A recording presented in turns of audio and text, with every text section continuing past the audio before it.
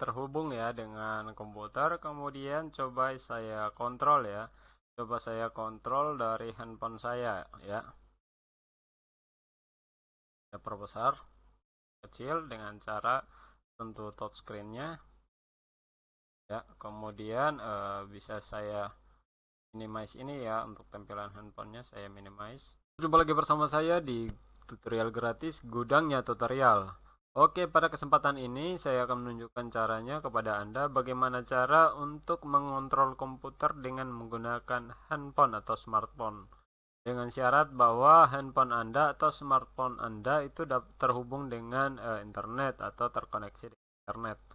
Nah, langsung saja tanpa banyak basa-basi, pertama-tama kita install terlebih dahulu aplikasi yang akan kita gunakan untuk kontrol komputernya ya.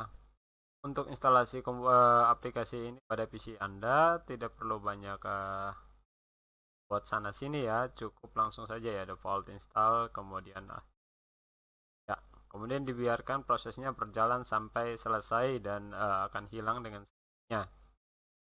Oke, setelah berhasil login pada aplikasi ini dengan menggunakan user account kita, tampilannya akan seperti ini ya. Setelah tampilan seperti ini, langkah selanjutnya adalah teman-teman membuat settingan ya. Settingan dengan klik menu dengan gambar gear seperti ini. Kemudian teman-teman klik button assign into account. Kemudian assign ya, kita menyetujui ya dengan menggunakan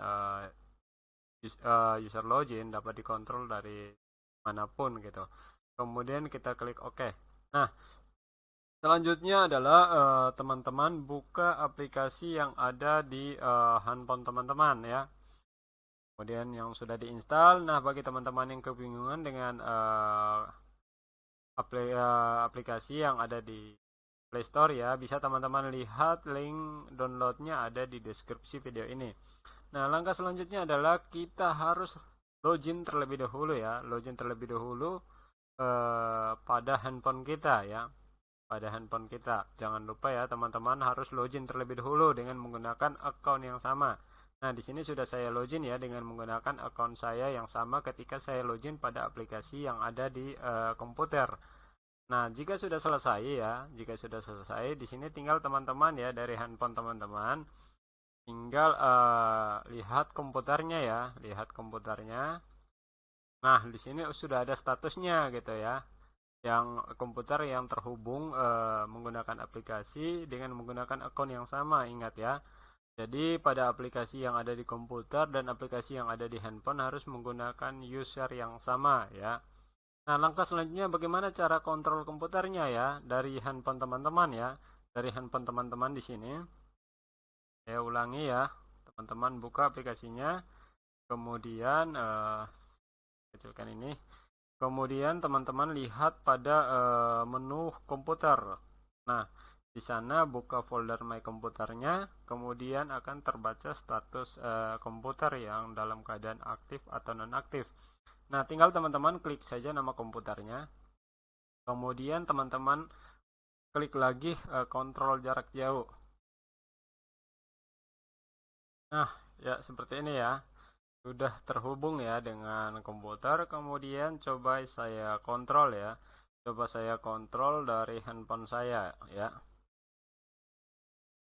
Saya perbesar kecil dengan cara tentu touchscreen-nya ya. Kemudian bisa saya minimize ini ya, untuk tampilan handphonenya saya minimize.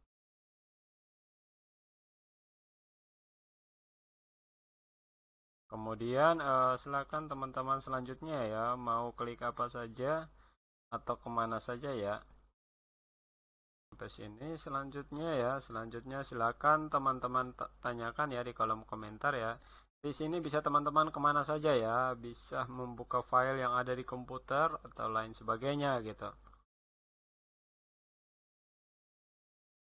ya. Ya seperti ini ya, seperti ini ya.